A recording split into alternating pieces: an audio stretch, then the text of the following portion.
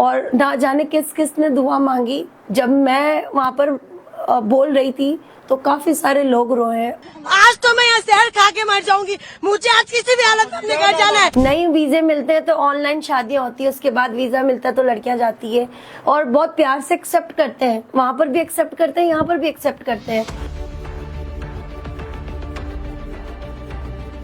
वहाँ के जो ऑफिसर्स वगैरह जो थे बहुत प्यार से उन्होंने मुझे पूछा कि जा रही हो, बहुत खुश होगी आप।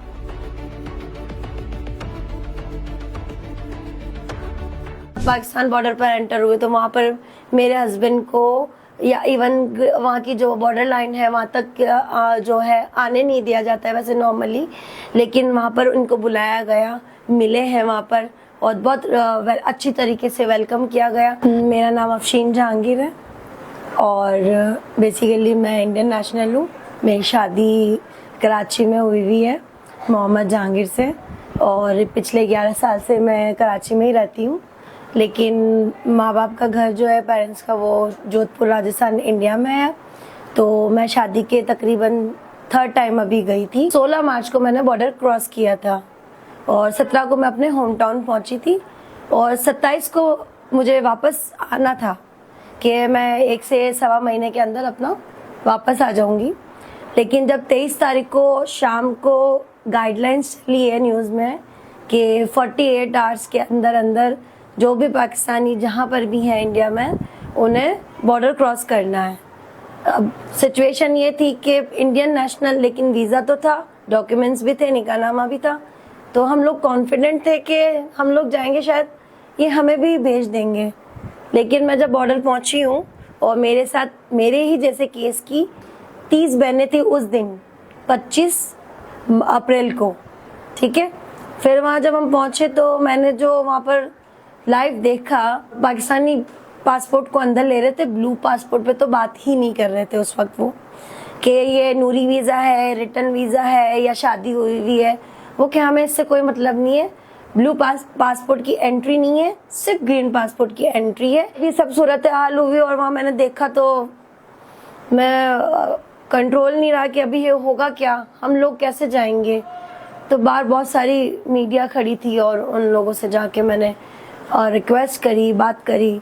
तो मैंने उनसे यही बोला कि मैं बहुत उस वक्त गुस्से में थी और वो उस वक्त गुस्सा सिर्फ मेरा अपना नहीं था, वो 30 बहनें जो मेरी वहाँ बॉर्डर पे खड़ी हुई रो रही थी, लेकिन उनको देख के मुझसे बर्दाश्त नहीं हुआ। फिर मैंने जो है वहाँ पर मीडिया में बोला कि मैंने अपनी नेशनलिटी की स्लिप जो है वो दिखाई कि हमें जाने का रास्ता दो और अगर रास्ता नहीं मिलेगा तो मैंने कहा मैं यहीं जहर खा लूँगी, क्योंकि वो भी एक बढ़ने से बराबर ही था माओ के लिए स्पेशली।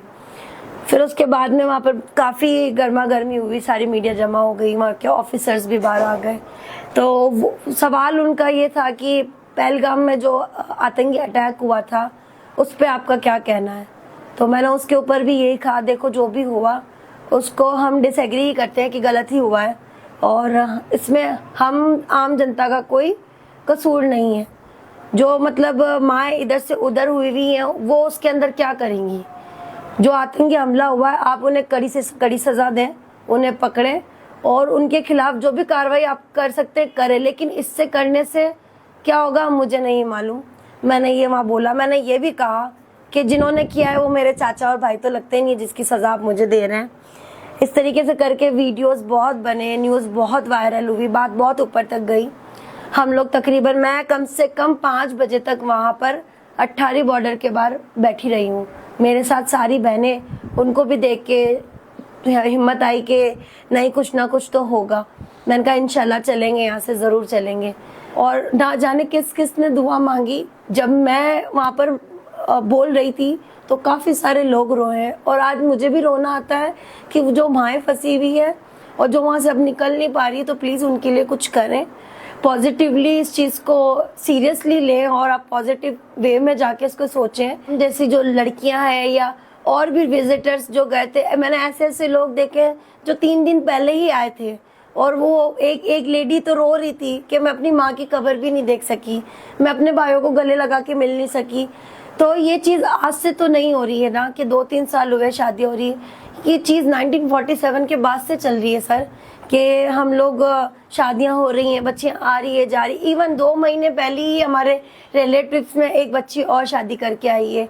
नई वीज़े मिलते हैं तो ऑनलाइन शादियां होती है, उसके बाद वीज़ा मिलता है तो लड़कियां जाती है और बहुत प्यार से एक्सेप्ट करते हैं। वहाँ पर भी एक्सेप्ट करते हैं, यहाँ पर भी एक्सेप्ट करते हैं। उसके अलावा जब मैं 30 तारीख को मैंने बॉर्डर एंटर किया है तो मेरे वीडियो की वजह से काफ़ी सारे जो BSF ऑफिसर्स थे उन लोगों ने मेरे साथ बहुत पोलाइटली जो है वो रखा, बहुत अच्छे से मुझे वहाँ पर जो है अंदर एंट्री दी है और मेरे केस को भी बहुत अच्छे से हैंडल किया। और काफ़ी सारी जो मेरे जैसी लड़कियाँ थी वो बहुत पीसफुली विदाउट किसी सवालात के और उनके हम लोगों को बहुत अच्छे से उन लोगों ने बाहर निकाला। और उधर जब पाकिस्तान बॉर्डर पर एंटर हुए तो वहाँ पर मेरे हस्बैंड को या इवन वहाँ की जो बॉर्डर लाइन है वहाँ तक जो है आने नहीं दिया जाता है वैसे नॉर्मली, लेकिन वहाँ पर उनको बुलाया गया, मिले हैं वहाँ पर और बहुत अच्छी तरीके से वेलकम किया गया।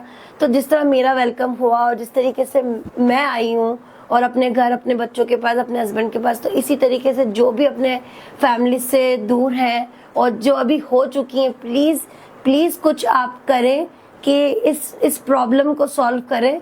सब चीज़ें एक तरफ है लेकिन आप प्लीज़ इसको एक इंसानियत के खातिर हैंडल करें कि ये चीज़ नहीं होनी चाहिए। कम से कम आप किसी माँ को किसी बच्चे से जुदा नहीं करें। मैं तो वहाँ से जब आई हूँ तो मुझे तो वहाँ के जो ऑफिसर्स वगैरह जो थे बहुत प्यार से उन्होंने मुझे पूछा कि जा रही हो, बहुत खुश होगी आप, अब तो आपको अच्छा लग रहा है, आप अपने हस्बैंड के और बच्चों के पास जा रही हो, ये तो बताओ कब आओगी।